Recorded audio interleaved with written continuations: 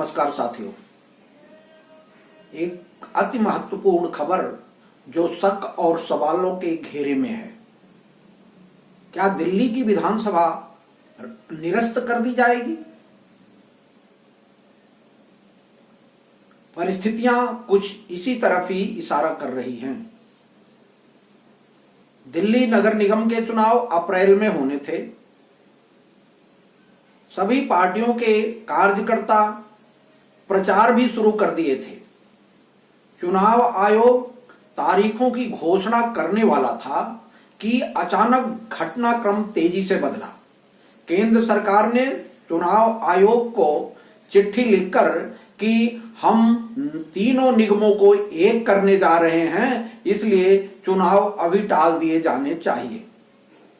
इस बात को लेके राजनीतिक पार्टियों में तीखी बहस शुरू होगी, लेकिन इन सबसे बेपरवाह केंद्र सरकार ने पार्लियामेंट में नगर निगम संशोधन विधेयक 2022 को पेश कर दिया।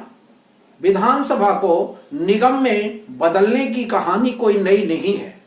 सर्वप्रथम 17 मार्च 1952 को दिल्ली विधानसभा का गठन कांग्रेस सरकार ने किया। उसके पहले मुख्यमंत्री चौधरी ब्रह्मप्रकाश थे। कहा जाता है कि चौधरी ब्रह्मप्रकाश की नेहरू जी से वैचारिक मतभेद होने के कारण उन्हें 3 साल के बाद मुख्यमंत्री पद से हटा दिया गया। फिर उनकी जगह गुरमुख निहाल सिंह को मुख्यमंत्री बनाया गया। उसके बावजूद भी विधानसभा 5 साल तक नहीं चल पाई।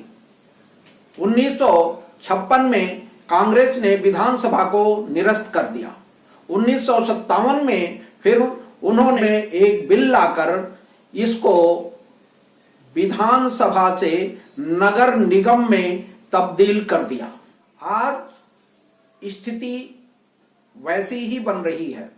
राजनीति अब दोराहे पर खड़ी है। कहीं ये इतिहास दोहराने के करीब तो नहीं है। पार्टियां कोर्ट कचहरी के भी चक्कर में फंस गई हैं।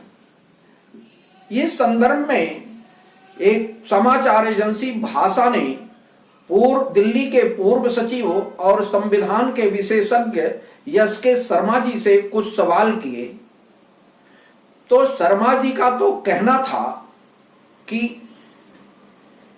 तीनों निगमों को एक करने के बाद विधानसभा को समाप्त कर देना चाहिए। अगर इस तरह की बातें होती हैं तो इस बात से केंद्र सरकार की मंशा पर संदेह तो उठता है। 1956 से लेके 1993 तक विधानसभा निरस्त रही थी। उसके बाद 1991 में 69वां संविधान संशोधन करके कांग्रेस ने पुनः विधानसभा को बहाल किया। राजनीतिक पार्टियां दिल्ली की विधानसभा को अपनी सहूलियत के हिसाब से बनाती और रद्द करती रही हैं। क्या आज भी यही होने वाला है? ये तो समय ही बताएगा।